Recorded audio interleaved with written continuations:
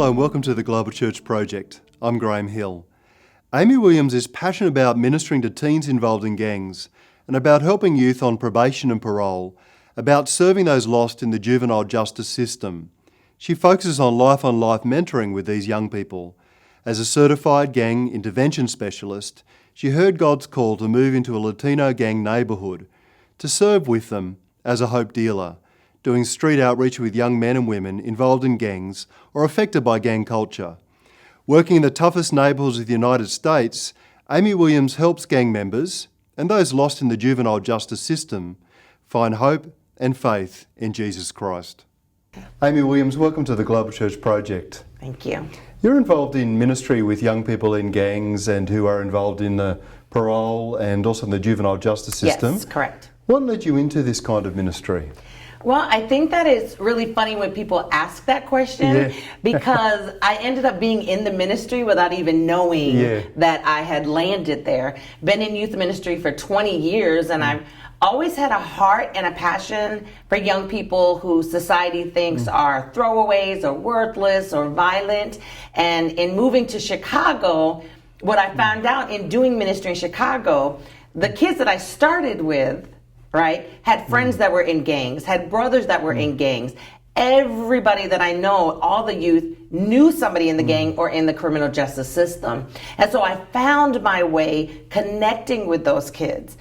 I had a brother growing up who was in a gang himself, who spent time in the justice system. And so I think when I tend to look at those kids, I see my brother.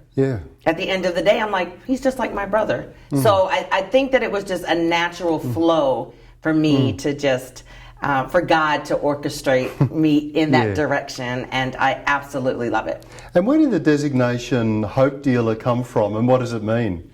Well, for me, what it means is I call myself a hope dealer to the dope dealer, right? The kids that I minister to, the kids that God brings across my path, most of them are drug dealers, right? They're selling dope. And so my thing is I want to offer hope. Right? And that hope is through Jesus Christ. And so that is a way that they can kind of connect with the slang and the language of it. And at the end of the day, when my kids see me, when my young people see me, what I want them to see is hope. And in some of the situations you're in, there isn't, in the natural realm at least, a lot of hope. There's a lot of violence. You were talking about some of the statistics even today in your talk. Well, it's a world for these kids that they find themselves living in darkness. A lot of violence, a lot of hopelessness, a lot of poverty, and just a lot of just low worth and expectation in who they are and who they think they are and what society is telling them. And so I find that I've been called to be a light in this darkness. I'm not the one that's going to save them, but I can reflect the one who can bring that change, the one who is the light. And so how can I be a light in a kid's darkness? That's my motivation. And what are the key things that you're learning about prevention and intervention strategies, particularly as it relates to gang activity? Yeah, it's hard. That's probably a key learning. It is, right. That's a huge learning curve. It's hard.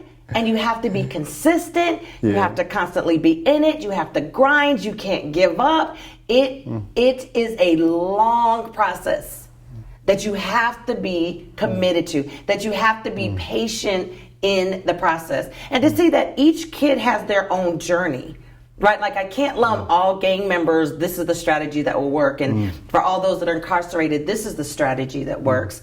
It's seeing kids the way that God sees them, individually, knowing and hearing and validating their stories, right? And then expanding their vision or belief of who they are through a Christ lens. And so I've learned a lot, I've made a lot of mistakes, but in the end, the biggest thing is presence, consistency, and integrity in who I am in Christ, right? Because a lot of unbelievers, they don't read the Bible.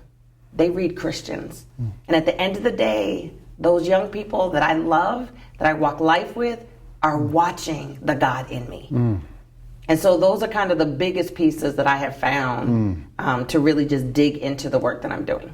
I heard you use a phrase today that really captured my attention. You said that if he is the I am, then I am not. Right. If he's the I am, then I am the I am not, right? Yeah, that's right. He's the I am, we're the I am not. Yeah. Right? At the end of the day, he's the one that does the changing. At the end of the day, he's the one that changes the hearts and molds the hearts, right?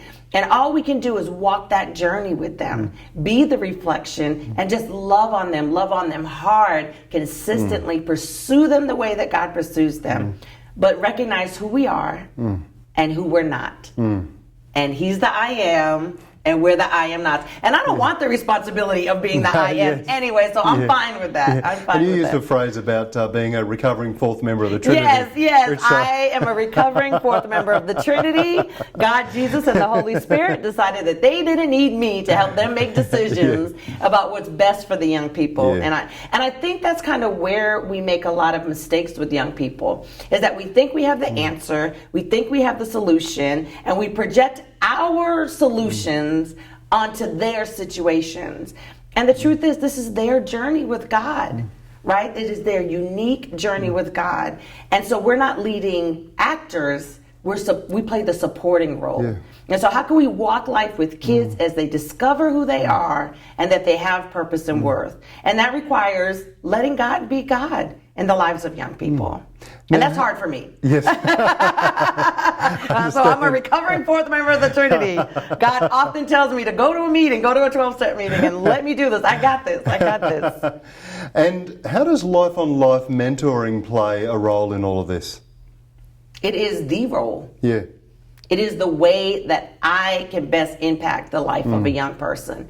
Is what I have found has been the most effective thing. I live in community with them. I've moved into a gang neighborhood. I hit the street. It takes it from they and them to we and us, right? We're living together. We're walking this out together. We're journeying this together. I need Jesus as much as you do. I'm still discovering things about God, right? So being in community with young people, doing ministry with them and not to them, gives them the ownership, but it allows God to be God in their life. And so all I know is to live life with them and be a presence and a guide, a journey, a fallback, a safe, vulnerable place where they can discover these things. I don't know any other way to do it but to do life on life mentoring. And how do you stay spiritually fresh in a very demanding environment where you get tired, you have disappointments and losses? Yes. How do you stay spiritually fresh in all of that? Well, I think it was real interesting. I got asked the question today because I buried a lot of my young guys. And I was asked, how do you deal with the constant grieving? How do you deal with young men who constantly reoffend and keep going back to jail? How do you deal with men who want to drug deal and don't want the opportunity to live life differently? The only way to do it is by having my own community, right? Of people who love me, who care for me, whether I do the work or not, who can hold me up, pray for me, cry with me. In the grieving process, who will grieve with me? I grieve with my kids, but then I also grieve with a very strong community of people who love me at the end of the day, who look out for me. But I think also the strongest part of it for me is that I know that I'm called to this work. Right? And when I know there are just things that come with the territory, there are things you deal with, right? And so I have to stay at the feet of God, remember who I am and who I'm not, and then just be surrounded by community people that love me and love the young people and believe in the work and the mission and the call on my life. What do you think are some of the changes that are happening in youth culture that are shaping the way that we need to do urban youth work today? Sure. Well, I was just recently at a conference and a young lady talked about how this generation is what they're calling the digital native generation. So babies are coming out of the womb with an iPhone, right? Kids are being babysat. Kids are at everything from as simple as going to the grocery store and to keep a kid quiet, play a movie, right? They are connected through digital media. It's a whole other level. My kids gangbang on social media. Wars break out because of a back and forth on social media. we have to be very creative and not look at social media as the enemy, but how can we engage that, right? That's a whole other mission field. You're dealing with introverts who are on social media like this. How can we connect to that? I know somebody who has a ministry where if you're thinking about suicide, you can just call somebody, you can text somebody. It's a way to reach out to somebody who doesn't have to see your face, but is still a safe zone for them to be able to connect with a caring adult. So how can we be creative in using social media as a way to reach this generation? It's not even an option anymore. It's a necessity. It is a necessity in how we're going to use media to connect with this generation. So. Sometimes people who are working at the coalface with young people in difficult situations find it difficult then to connect those young people with the life of churches. There seems to be something of a disconnect going on. Sure. Absolutely. Now, if you could encourage churches in any particular direction so that they become places that are more accessible and welcoming, more attractive to urban young people, what kind of things would you say to churches today? The main thing that I would say would be get out of your church. Yeah. Please hit the street. I just recently talked with a gang leader and asked him, what can the church do?